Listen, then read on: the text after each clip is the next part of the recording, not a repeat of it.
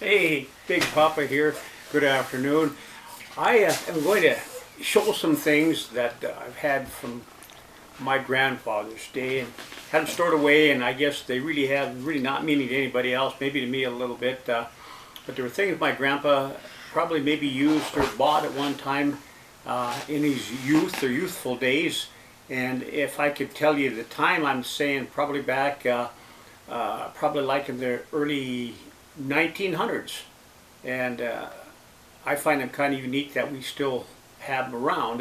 And I'd like to show you a couple, okay? This is been packing them and storing them. The first thing,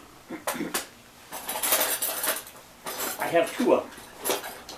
And one appears to be maybe a little bit more upper class than the other one, but they're still quite unique. And they're still used in barber shops today. These are your shaving, a shaving knife, I guess, or a razor blade. If I may, I guess that's the term you use. The barber shops use them, and you can use them yourself too. But anyway, the neat thing about this is called Red Injun, and it was made in Germany by the Crucis brothers.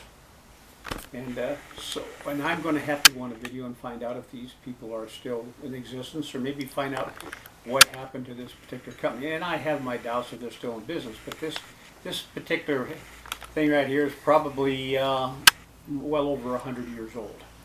And another one here I think probably falls in the same category. It's basically the same thing, a razor, shaving razor, used either by people or in a commercially in a barber shop. Same thing. And this also was made in Germany. And I suspicion by looking at the carton, container, box for it, it's probably also over a century old. I thought that was kind of unique. Okay.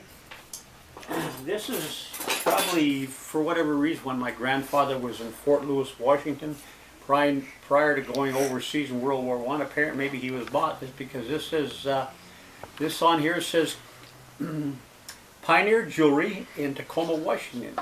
Here's a silver spoon, and this again would be at least probably 100.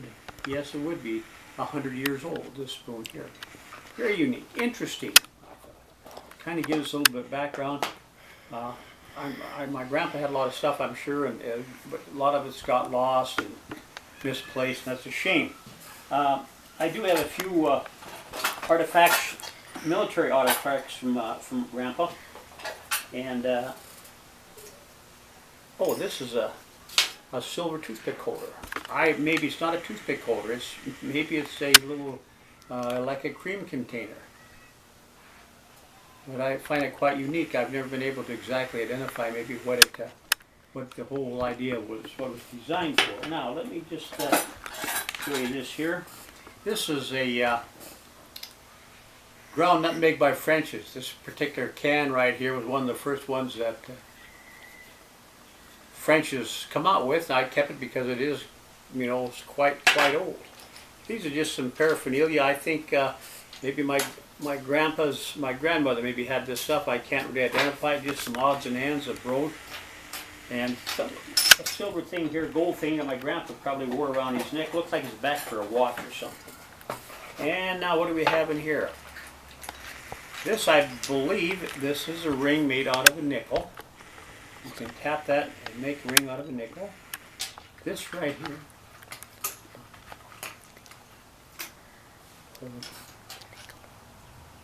Right here. This was a ring made out of a nickel, which is still done today. I have did that. Takes some time, but you can make a ring out of nickel. This here, I believe, is a top off a German helmet. They had that little pointed pin on top, and how Grandpa got a hold of that, I am not sure, but it's kind of unique. Quite kind of unique, okay? Here's a pen. This is the old 8-pin. See that? Now these, I believe, you had to fill with ink No, I'm sorry. You didn't fill these, you dipped them. There's an inkwell, and you dip it in here, and then you'd write. This was one of the first pens. And again, this pen here probably is, oh my, I don't know. It has gold bands on it. I suppose this pen here is probably in excess of 100 years old. Quite unique. I used one like this just off and on to see how it worked, and it's kind of an art to use them. Okay, here we have a tie clasp, a very old gold tie clasp. And here again we have some more.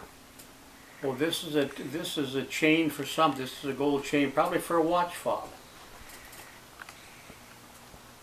Again, probably very, very, very old. And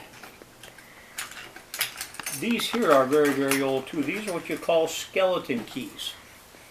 See these things here? They're kind of unique in the fact that they're skeleton keys. See how they're made? That was for the first blocks that ever come out. And one more thing here, I find this here come off my grandpa's World War I soft cap. And I'm not sure what that insignia means, but that's where he had it pinned on his World War I, and I have the soft cap.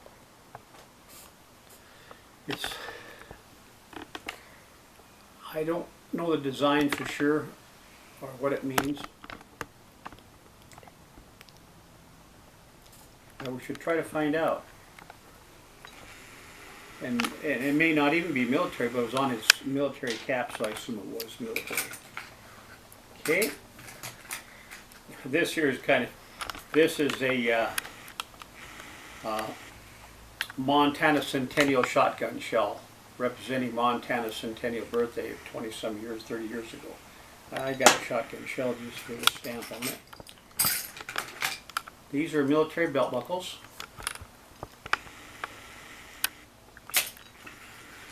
And what else do we have in here?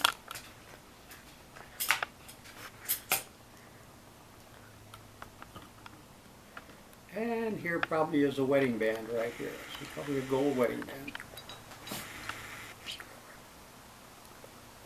Okay. Let me see if I can identify anything on this here, but it has no identification on it.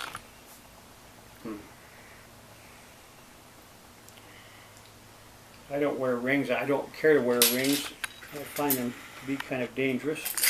Okay, well that kind of concludes in here. Anything of any interest? There's another thing here I have, and I don't know what it is. It's it's written in, I think it's some kind of a military buckle. It has a royal insignia on it, and but what it come from or come off, I do not know. I don't even know what it would attach to. Okay.